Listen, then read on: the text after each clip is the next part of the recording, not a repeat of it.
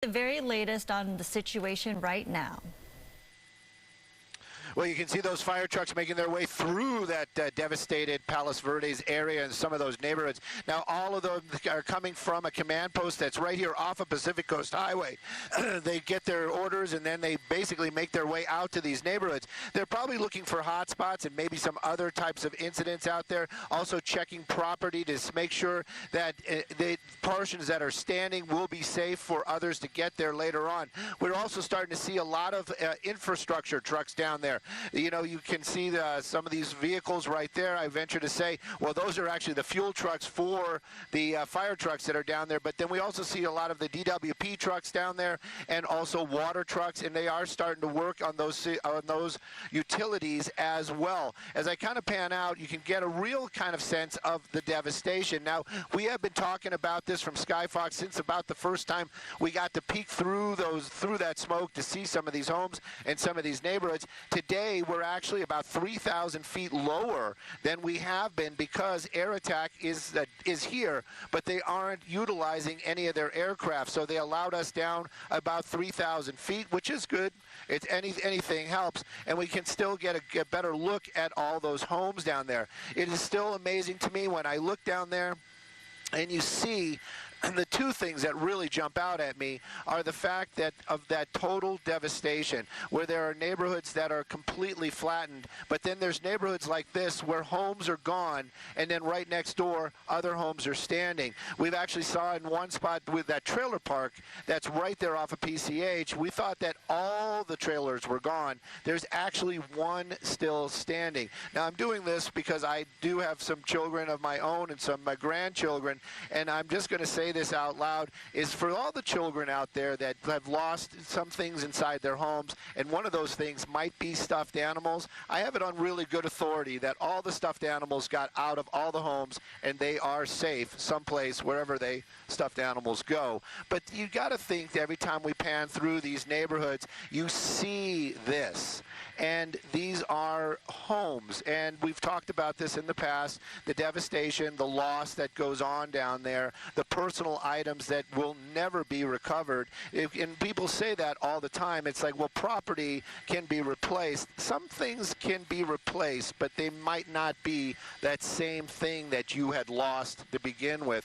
Now, of course, we do know that there were lives lost out here in the Palisades as well, but considering the devastation, I think that those numbers remain relatively low. One would be more than enough, but we still hear about they are still doing searches down there. Hopefully those numbers will not get any higher.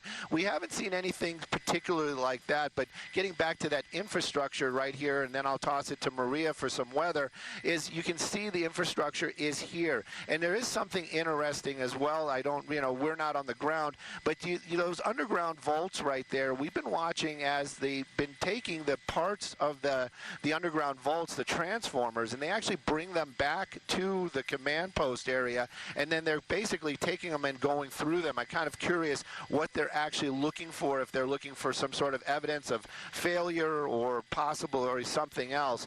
But the winds right now seem to be very light. We know that there's that possibility that they are going to kick back up again, but you can see that shot right here, and I'm going to end with the shot of the burn area, because we did see that earlier in the morning when it was late morning, when those winds were really starting to push a little bit. We saw a lot of dust coming off these hills, dust and ash. Right now, it's pretty clear out here, and I think that is a pretty good sign. Sending it back to, I'm Stu in Skyfox, sending it over to Maria. You know what, Stu, actually, Star Harvey is stepping in to take over for Maria, and we do want to talk about those winds, of course. So, Star, we talk about PDS weather situation. What does PDS stand for? This is a term we're going to be hearing a lot. Yeah, so PDS does stand for particularly dangerous situation, and it is what we use when we are talking about the most extreme events across the weather department in terms of our fire weather. I can tell you that the last season, before what we are in now, the last time we saw one of those issued by the National Weather Service was back in the year 2020. We usually see them one every 5 5 to 10 years. We have seen 4 of them issued just in the last 3 months. And so just as Stu said there, we are seeing our winds coming a little bit calmer across some of the area, not everywhere. I can tell you that our weather headlines is going to continue to be the fact at the very top that we do still have that red flag warning in place, but also the high wind warnings and watches. We're expecting those winds to still kick up out of the northeast anywhere from about 20 to 40 miles per hour, and they are associated with gusts that could range anywhere from 60 to 70 miles per hour, and in some cases in those isolated areas we could see them get even higher. So obviously that does put us in the continuation of the extreme wildfire danger, where we could see that rapid growth or the spreading if we do get any more of those embers flying around, or the likelihood of new fires starting. We have continued to talk about the possibility of our outages with these high winds pushing across the area, but not just power outages and some of those down power lines. We are also talking the likelihood of some of those down trees, which could pose issues. At the top of our wind peak moving across the area in just the last 24 hours, we've clocked in a lot of our area that does go into those ranges. The numbers that we discussed at the very top of our list here, Magic Mountain Truck Trail. This is going to be up in the Santa Clarita, Valencia, Saugus area. We have Sandstone Peak right behind that at 60 miles per hour and so forth.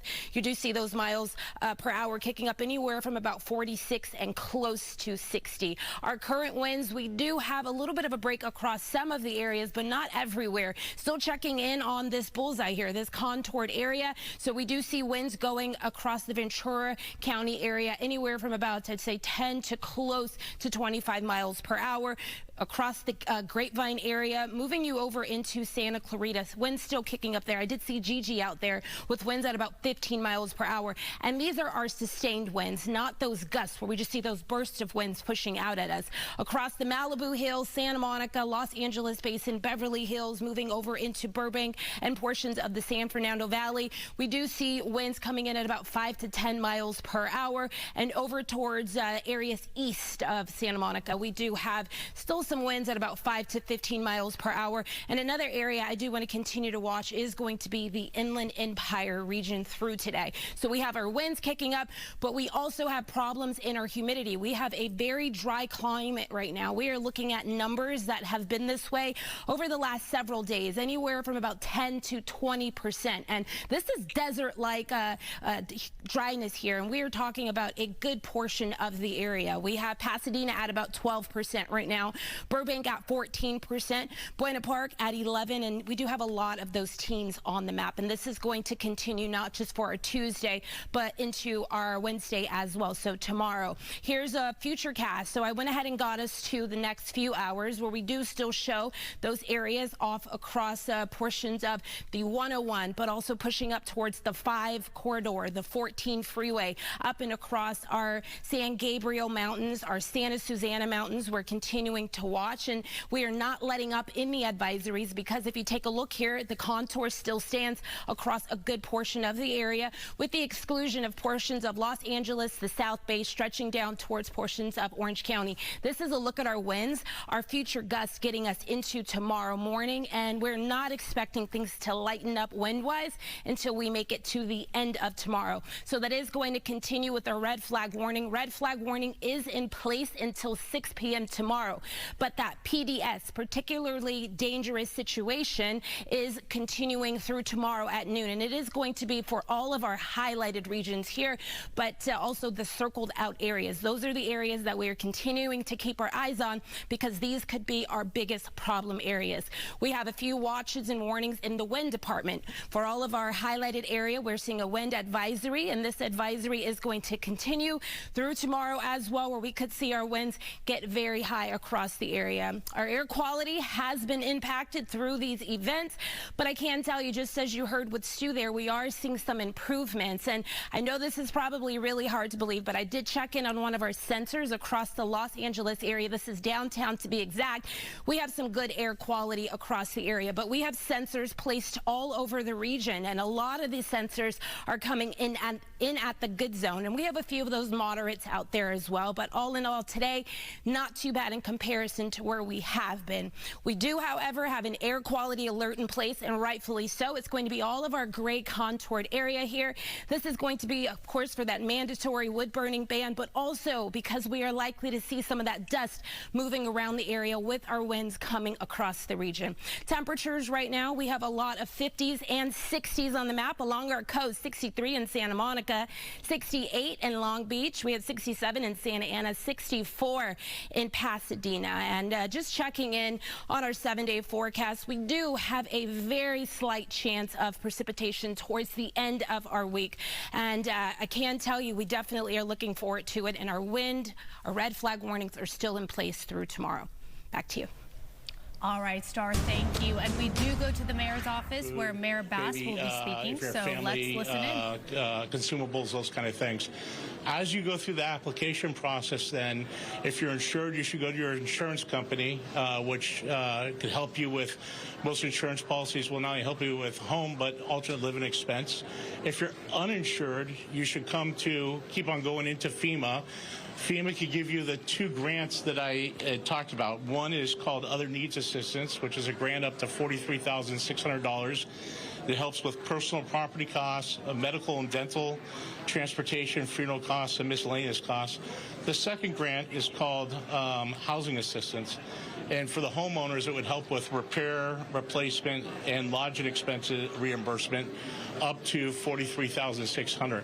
In addition to those 2 grants, if you continue to be displaced longer and your house is destroyed, or whether it's a homeowner or a renter, you could get rental assistance from us, where we will provide rental assistance for you based on the family composition and size of your house for up to 18 months. And if we get to a situation where rentals are not available, we also have other forms and other programs where we either bring in housing or we lease with apartments and create housing that way.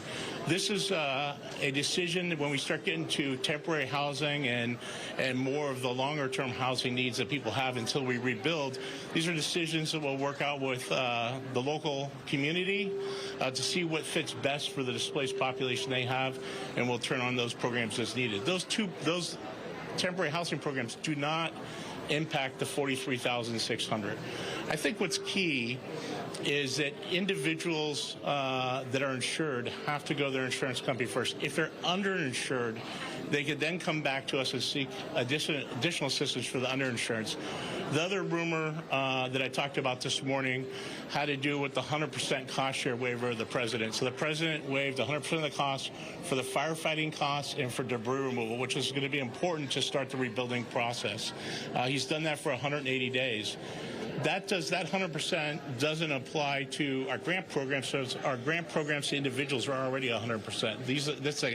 It's a direct grant, but up to that cap of $43,600.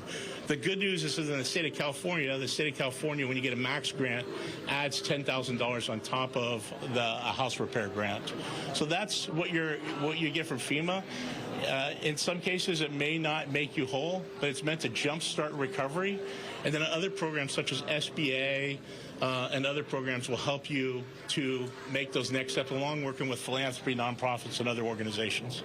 You did mention CBS Mayor on price gouging. When California bans price gouging on rentals, so a landlord can't ask for an increase that surpasses 10%. But a prospective tenant can offer whatever they want. So realtors tell me that what they're seeing, rents are doubling, rents are tripling, and that is completely legal. For Californians who are being priced out of their neighborhood because they can't outbid their neighbors, what do you say to them? What do we do to get ahead of that? Well, first of all, anybody that would take advantage of the desperation that people feel right now, I just think is shameful. In the last couple of press conferences that we did, the 8 a.m. press conference, our DA was there, and he was very clear, and I've also spoken to our city attorney. Both of them are very clear that they are going to be on the lookout for this type of thing. I also want you to know that the city council is meeting right now, and I know they're going to take up this issue. And so it's something that we really have to go into, because we just can't allow that to happen. First of all, the rents are too expensive to begin with. And the idea that somebody would gouge folks at this point in time, I think, is shameful. But it's not gouging. It's legal if the prospective tenant offers to pay they bid it, if the landlord doesn't get them to do that, if they do that on the You are, I mean, I think that that's an important legal issue that needs to be looked at. Possibly nothing. But I know one thing in my executive directive that I signed yesterday. It turns out that we had 1,200 units of housing that was ready to be occupied, but was stuck in the bureaucracy. So one of the things that my executive directive does is gets that online. So hopefully we should have 1,200 units of housing available in the next week or so. So looking for those things that get stuck in the bureaucracy.